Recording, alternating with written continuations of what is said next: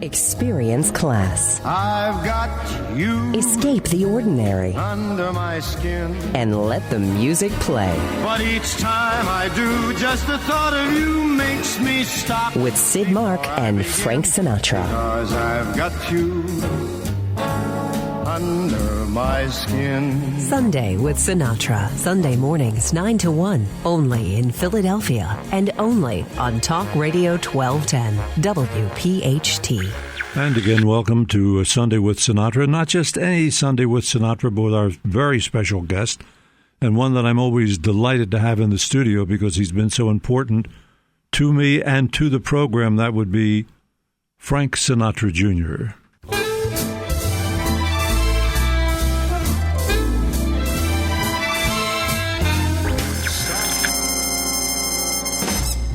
That's Frank Sinatra Jr. and Softly as in a Morning Sunrise from the CD That Face.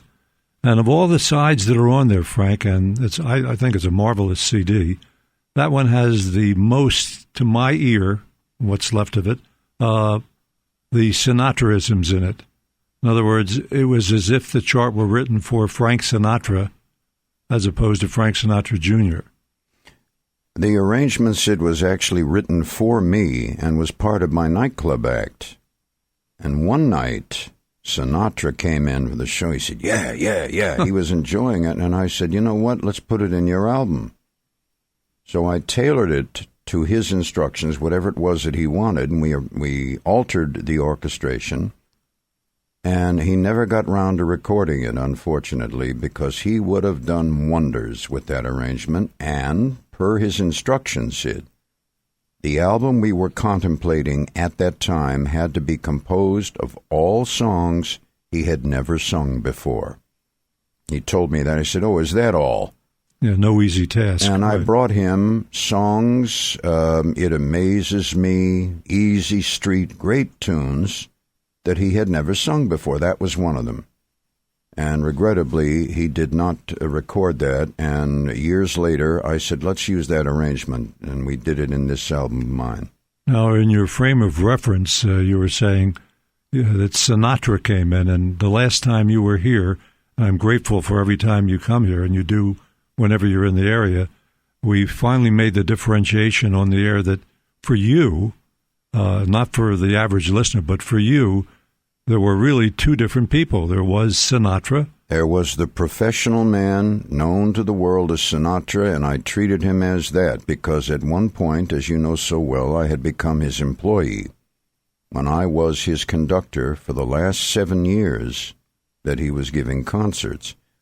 Now, at home, that was father. Mm-hmm. That's something different. And he said to me, gee, I like that arrangement. And I said, all right, boss, let me put it on the list, and let's put it in the record. I think Foolish Heart, was this the session that Foolish Heart came out of? We did 4 songs that night. His instructions to me, Sid, and this goes back to 1988. His instructions were, I want to make an album of ballads that swing. I want to hire the finest soloists in the business, and they all have to be songs I've never done before. Mm-hmm. So on that night, we had a light swing ballad arrangement of My Foolish Heart. The song from Camelot, If Ever I Would Leave You. Wonderful Robert Goulet song, which he had never sung. Mm-hmm. And that was a beautiful recording. Then we did another song he had never done, the Arthur Hamilton tune, Cry Me a River. And Billy May wrote a dirty arrangement of that. That's on the same That Face album of mine. Mm-hmm. And then we did Softly as in a Morning Sunrise.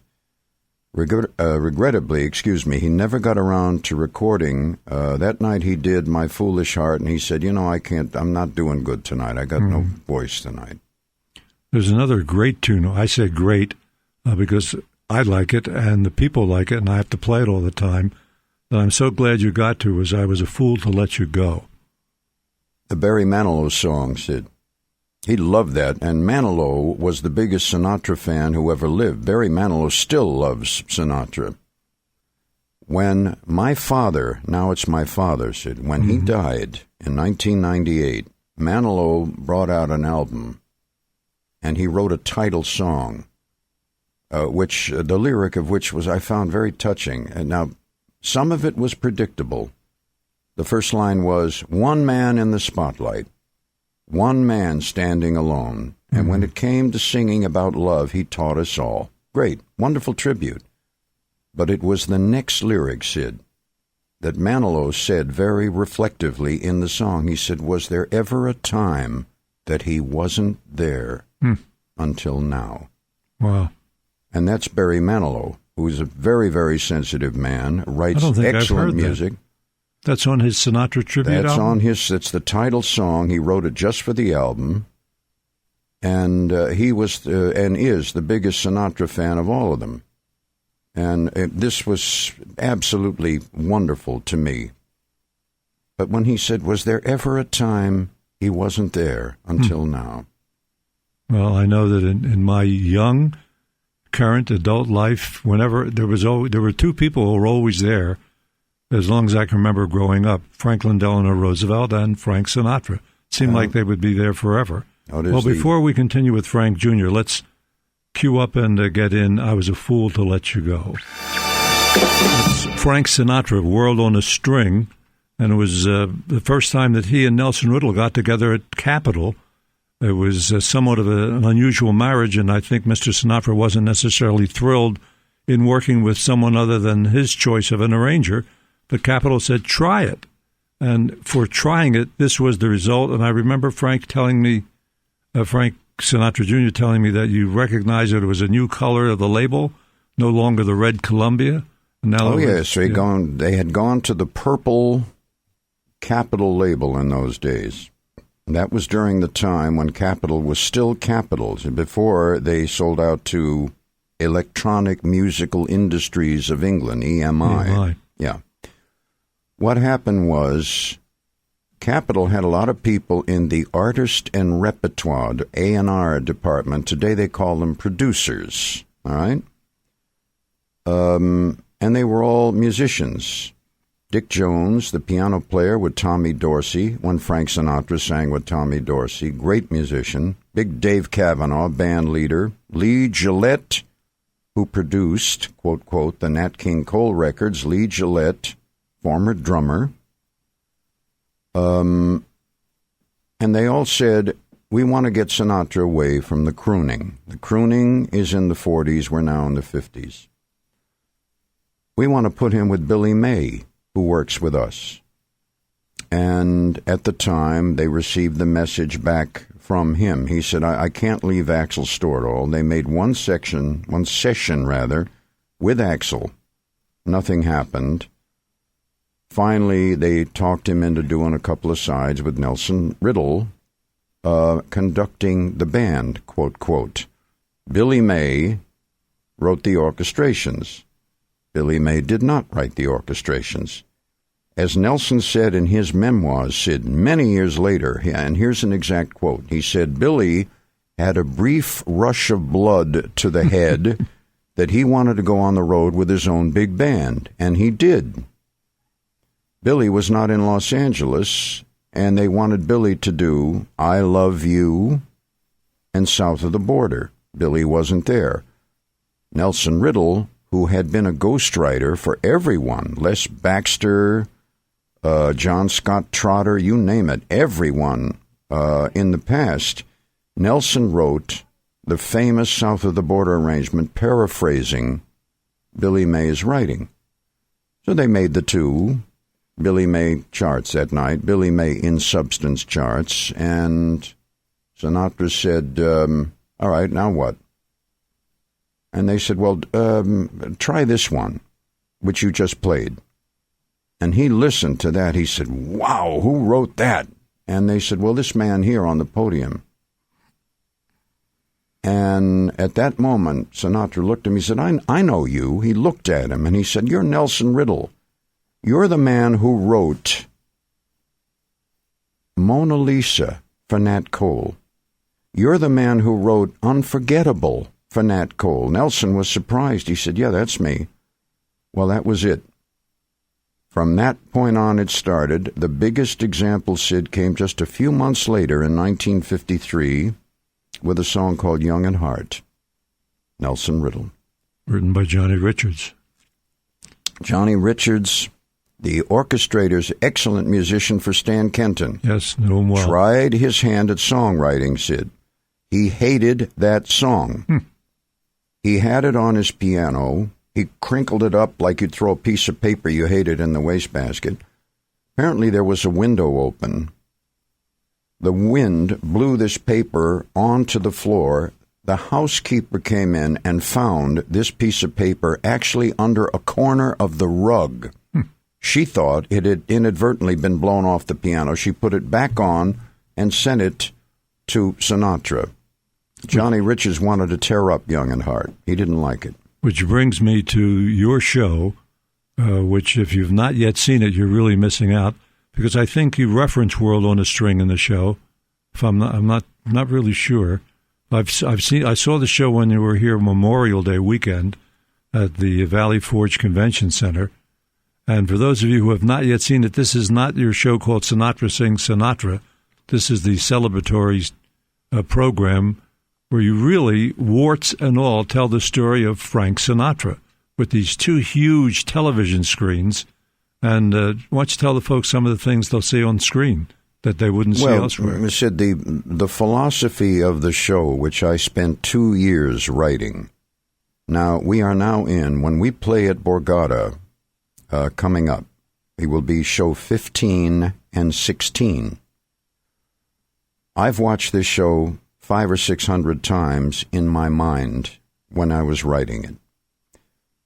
I believe that the people who come to hear the music are very familiar with the music. They've loved it for years, many cases for decades, and they are loyal Frank Sinatra admirers when it came to his music. The legends they have heard, we have heard. The legends are sometimes true, sometimes false, sometimes embellishments, augmentations, exaggerations, anything to make a story that people might want to tell someone else. All of this is a given, Sid. But now that it's 100 years, the time is knowing the music and knowing the legends. Now it's time to learn about the man. And nobody interprets the music better than Frank Sinatra Jr. That's Frank Sinatra, and a zillion musicians recorded the MGM Sound Studios on stage. I guess there were no studios large enough to hold that orchestra, Frank? No, Sid, it was the Goldwyn, not MGM. It was the Samuel Goldwyn scoring stage at the Goldwyn Studios. And there were many problems that necessitated making that the source point. And where was he during this recording? Standing in front of the orchestra? Standing right there. Just look at the cover of the disc and you'll see where he was. Mm-hmm. Right. And what it was that the recording studio, first of all, would not handle like 96 musicians. 96? Right. It was a symphony. Mm-hmm. And in those days, the biggest studio tape recorder had the capability of 3 channels in making a record album. What had happened was, here's where that came from, Sid. All those years at Capitol, the management upstairs in the executive office said, Frank, why don't you make an album with a symphony? Now, at that time, Sid, my father had this attitude that one day he was going to have his own record label. So he kept tabling the idea of making the symphonic album. Yes, he wanted to make one, but he wanted to do it for his own record label, which he did in 1963. The technology of the stereophonic part of the recording industry in those days was still rather archaic. And rather than record on magnetic tape, they recorded on magnetic film, which they call magnestripe.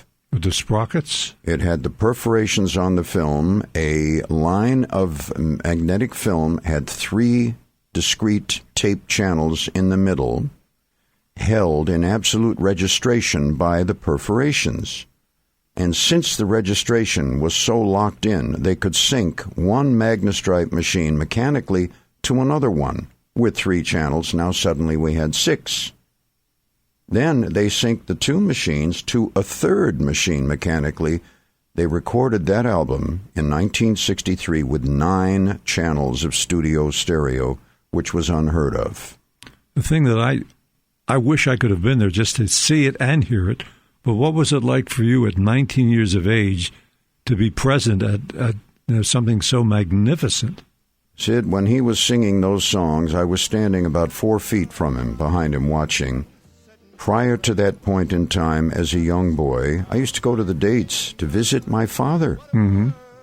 Now I was a sophomore in music school, and I was taking a lesson. Hey now,